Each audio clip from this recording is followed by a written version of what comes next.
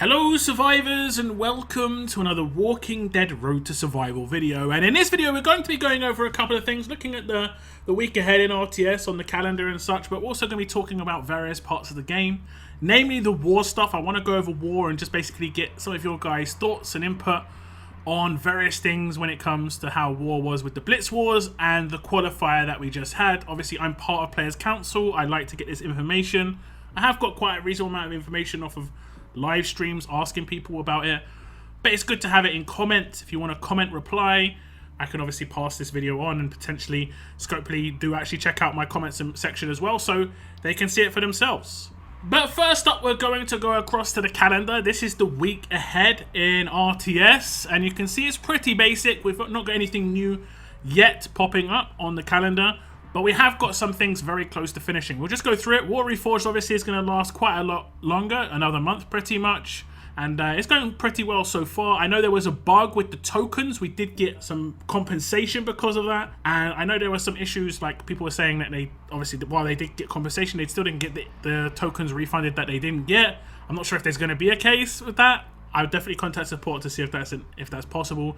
The Battle Pass is ongoing, of course. But then we have the Lost and Forgotten. Now, this is something that is causing a little bit of tension in the community, to be sure. And I think it's basically how to acquire these characters is kind of seen as maybe not a great experience compared to the Battle Pass. And it's funny, they're on the calendar right next to each other, where when you buy the Battle Pass key, you know exactly how much it costs, you know exactly what you're going to get out of it, and you know the value of it. Whereas when it comes to the Lost and Forgotten event, you don't know. You don't know how much you have to buy, when you have to buy, you don't know how much they're going to give.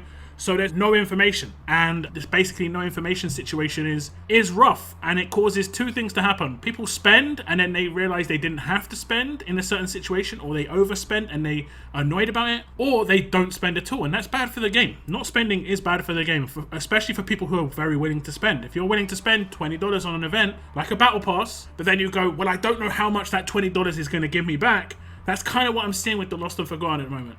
And I think a bit more transparency on these events would go a long way. Could go a long way. That only has a little while left as well. It finishes on the 14th of June, so just after this week. So it could potentially be a new event starting near the end of this week or very early next week. I would guess it would be very early next week. We'll have to wait and see. Now, there still is a third mini event to come for Lost and Forgotten. We have had two already. I think we had one with raids where you had to get, a certain item drop during raids. And then obviously we've got this current one with the gems, which has had mixed reviews. It's not too bad, but to actually start it, it was not very good for free-to-play who hadn't had that much progress on Rediscovery at that point. I don't think you could complete Rediscovery free-to-play when the Gems roadmap opened, and to do the Gems roadmap, you had to have completed Rediscovery. So, a bit of complaints there. I will say that the new opened roadmap now that you should be able to get even from free-to-play has got a lot of crates. You get 20 times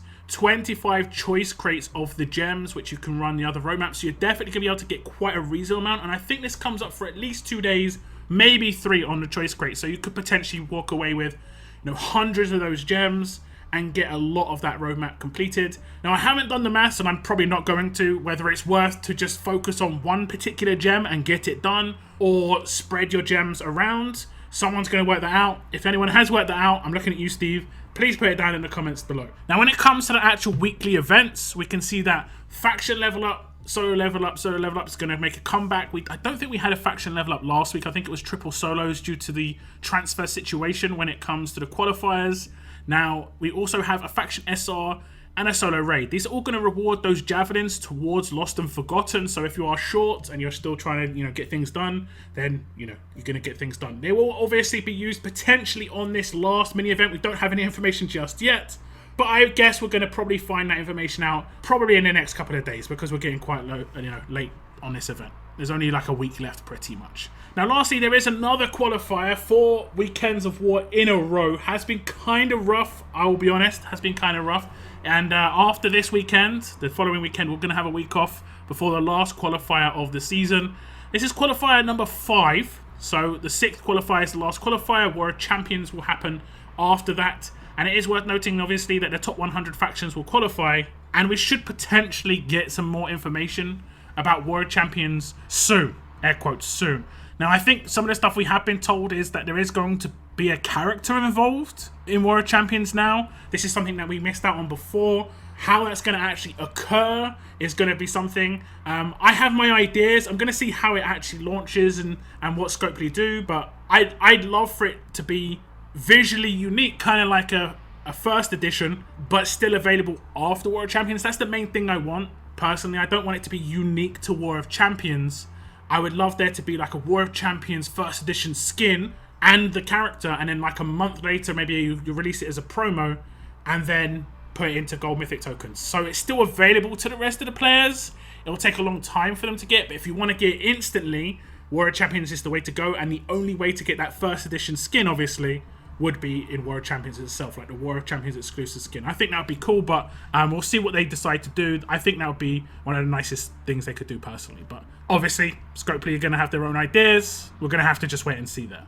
Now, this qualifier is the 5th qualifier, like I said, and we have just had 2 Blitz Wars and a CRW, and now we're going to have another CRW, like I said, 4 weekends in a row. Pretty intensive right there. But what are your feelings and issues that you have? I've seen reports of no war cans dropping in War. Is this something you've experienced? If you've managed to get war cans and you've got screenshots, it'd be really nice if you could like upload them somewhere, either on the official Discord or on my Discord, and just tag me, because I'm seeing large amounts of reports that no cans are dropping on attacks. When you attack before, you could previously get RNG war cans drop every now and again. 1 can every, let's say, like 4 attacks, successful attacks. Now it seems to be none. So it potentially could be an issue.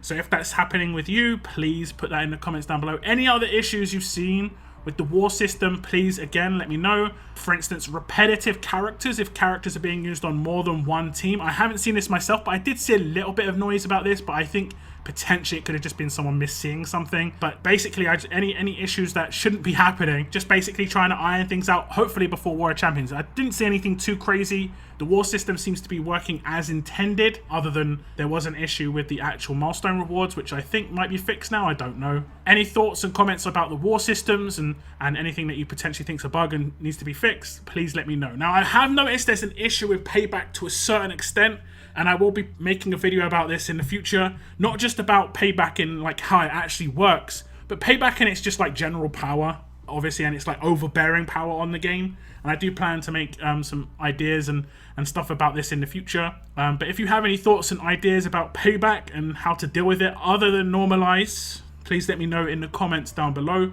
Because I am going to be using some information that I've come up with, but also if some good comments come up, I'll overlay them and show them in my video, just to say, hey, look, this person's come up with this idea and it actually sounds pretty good too. Now, one last thing, a couple of the Telltale characters have actually been added into the Gold Mythic recruits. You saw Lily, you saw Duck, and I think we're just going to see Kenny. Kenny's been in there for a little while, but you saw Lily and Duck, so there are quite a lot of Telltale characters in here now. I think Lee should get added into here in the next, week or two. Basically, once Sebastian goes off the wheel, Lee should be added to this. Well, at least that's how they've done it in the past. So if you do like Telltale characters, you could potentially pull. When it comes to gold rushes, I'll be bringing more information about gold rushes in the future, but there isn't going to be a gold rush schedule for a little while, from what I'm hearing, basically until after War of Champions. But I'm going to give my thoughts on that and basically what I'd like to see for War of Champions. I do talk about this quite a lot in my streams. If you want to see like live discussions, if you have any questions that you want to pose to me on my streams about the game, my thoughts on certain things, I'm happy to answer them on my live stream. But I do plan to make content around some of these topics as well in the future. So if you have any issues with the game at all, be it bugs, balance, whatever it is, please leave your comments down below. I'll try and go through them. I will pass on anything that is easily verifiable that it is actually an issue. And thank you to anyone who does actually, put some comments in there, respond and get some information down. I do really appreciate it. But that is going to be the end of my video. I want to thank you very much for tuning in. And as always, keep on surviving, guys. Keep on surviving.